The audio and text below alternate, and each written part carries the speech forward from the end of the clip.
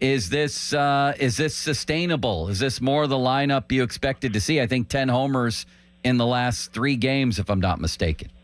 Yeah, our offense is really, taking a turn for the better, and I think it starts with O'Neill and Brian having better swings. I mean, we still have work to do, and there's a lot of work that's going into it, daily in terms of whether it's down below or on the field early, like Jack was out early hitting.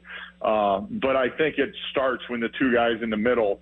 And then, honestly, I mean, Kutch is having about as bad a luck as you can possibly have. I mean, he's still having really good at-bats.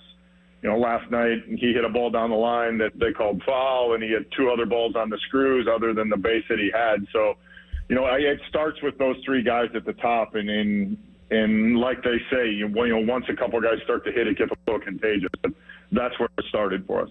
Well, we had we opened it up earlier for callers to call in and give us questions that they would ask you, and this was one of the questions, and it fits right in. Is what do you guys do, in between games, days off and everything else, to analyze who's hitting, who isn't hitting? Is there video, a lot of video? I mean, basically, what do you do to try and get people back on track or to keep them on track when they're hitting? Yeah, well, let me go to the second one first. To keep him on track thing is just making sure you swing at the right pitches. The biggest thing, and it sounds really like a cliche or really simple, but when guys start to feel good, the one thing you really have to monitor is they don't try to do too much, because the ball starts to look bigger. You start to have better at-bats, so it's like, now I can hit everything. And the reason that they probably started hitting in the first place is they're swinging at the right pitches. So that's when guys are going good. When guys are scuffling, yeah, you're trying to find, whether it's through video work, whether it's through drill work, whether it's through just general feel of the hitter of, what's going on in the swing that's breaking it down, what's going down in terms of not being able to see the baseball or why you're not seeing the baseball. And then the third one, and probably the most important one, is are you swinging at the right pitches? So a lot of it comes down to, the pitches you're swinging at. Pirates manager Derek Shelton. It's the Derek Shelton Show. All right, let's get to sort of a lightning rod topic here, Shelty, and that is Rowdy Tellez. And I know you answered a question before the game last night. Why was Connor Joe sitting and Rowdy playing? And you basically said he needs the reps. It's a guy we signed in the offseason. So let's dive into that with this part first.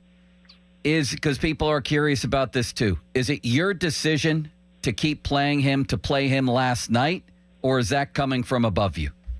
No, the lineup is my decision. The lineup is my decision every night. So, the comment I made yesterday and the way it was asked about Rowdy being in the lineup, it's very similar to, the other guys that we just talked about when we didn't really have anybody going offensively. We need a full lineup to go. And, Rowdy's working. He's working hard.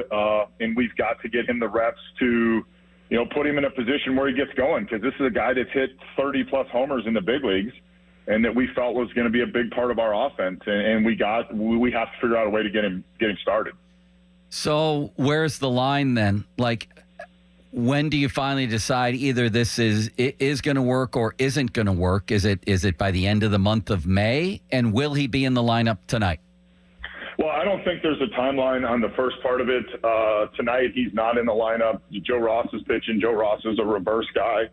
So we'll see Connor play first tonight because of the matchup.